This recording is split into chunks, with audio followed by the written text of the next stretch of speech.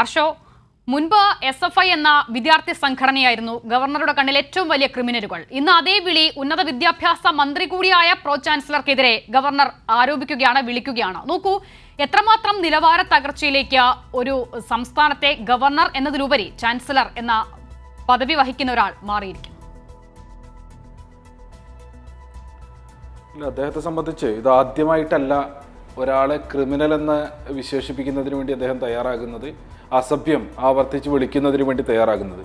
ഇതിനു മുൻപ് ഇർഫാൻ ഹബീബ് ഉൾപ്പെടെ അദ്ദേഹത്തിനെതിരെ സമരം ചെയ്തുകൊണ്ടിരിക്കുന്ന വിദ്യാർത്ഥികളെ, കണ്ണൂരിലെ ജനതയെ ഒന്നടങ്കം, ഗോപിനാഥ് രവീന്ദ്രൻ ഉൾപ്പെടെയുള്ള ആളുകളെ അങ്ങനെ ആവർത്തിച്ച് അദ്ദേഹത്തിന് സ്വീകാര്യരല്ലാത്ത ആളുകളെ മുഴുവൻ അധിക്ഷേപിക്കുന്നതിന് വേണ്ടി ഇന്നോ ഇന്നലെയോ അദ്ദേഹം തുടങ്ങിയിട്ടുള്ളതല്ല. അത് അദ്ദേഹത്തിൻ്റെ നിലവാരമാണ്. അദ്ദേഹം അത് തുടർന്നുകൊണ്ടേയിരിക്കുന്നു എന്നുള്ളതാണ് ഇന്ന് ബഹുമാനപ്പെട്ട കേരളത്തിൻ്റെ ഉന്നത വിദ്യാഭ്യാസ മന്ത്രിയെ അധിക്ഷേപിക്കുന്ന നിലയിലേക്കുള്ള വാക്പ്രയോഗങ്ങൾ അദ്ദേഹം നടത്തിയതിലൂടെ വ്യക്തമാകുന്നത്. നമ്മുടെ രാജ്യത്തെ ഭരണഘടന പ്രകാരം ഗവർണറായിരിക്കുന്നതിന് വേണ്ടുന്ന യോഗ്യത 35 വയസ്സ് പൂർത്തിയാകുക, ഇന്ത്യൻ പൗരനായിരിക്കുക എന്നുള്ളത് മാത്രമാണ്. അതിനപ്പുറം ജനപ്രതിനിധികൾക്ക് അടക്കം എന്നതുപോലെ സൗണ്ട് മൈൻഡഡ് ആയിട്ടുള്ള ആളായിരിക്കണം രാജ്യത്തെ സംസ്ഥാനങ്ങൾക്കകത്തെ ഗവർണർ എന്ന് ഭരണഘടനയ്ക്കകത്തൊരു ഭേദഗതി ഏതെങ്കിലും ഘട്ടത്തിൽ വരികയാണെങ്കിൽ അന്ന് അവസാനിക്കും ആരിഫ് മുഹമ്മദ് ഖാൻ എന്ന വ്യക്തി ഗവർണറായി തുടരുന്നത് എന്നുള്ളത് കേരളം ഈ ദിവസങ്ങളിൽ മനസ്സിലാക്കിക്കൊണ്ടിരിക്കുകയാണ്.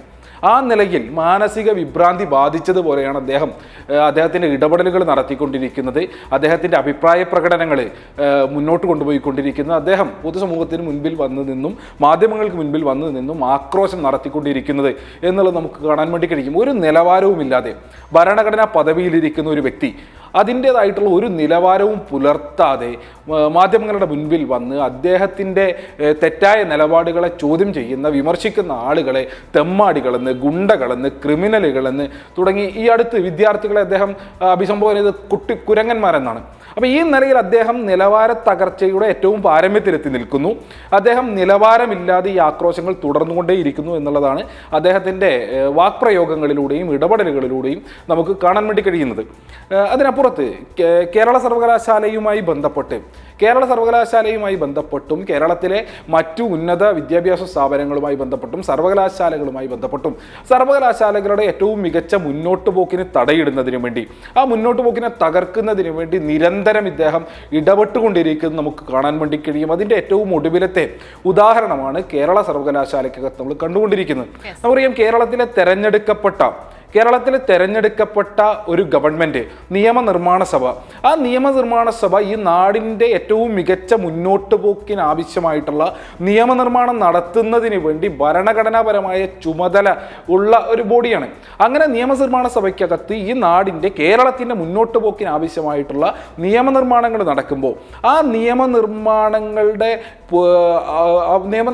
പൂർത്തിയാക്കുന്നതിന് വേണ്ടി, അതിൽ ബില്ലുകൾക്കകത്ത് ഒപ്പിടുന്നതിന് വേണ്ടി ഭരണഘടനാപരമായ ചുമതല വഹിക്കുന്ന വ്യക്തി ഈ കഴിഞ്ഞ 2 വർഷക്കാലം കേരളത്തിലെ സർവകലാശാല ആക്ട് ഉൾപ്പെടെയുള്ള പ്രധാനപ്പെട്ട നിയമങ്ങൾക്കകത്ത് വന്നിട്ടുള്ള ഭേദഗതികൾക്കകത്ത്, ബില്ലുകൾക്കകത്ത് ഒപ്പുവെക്കാൻ വേണ്ടി തയ്യാറാകാതെ ഈ നാടിനെ മുന്നോട്ട് പോകുന്നതിന് അനുവദിക്കാതെ നടത്തിക്കൊണ്ടിരിക്കുന്ന ഇടപെടലുകൾ നമ്മുടെ മുൻപിലുണ്ട്.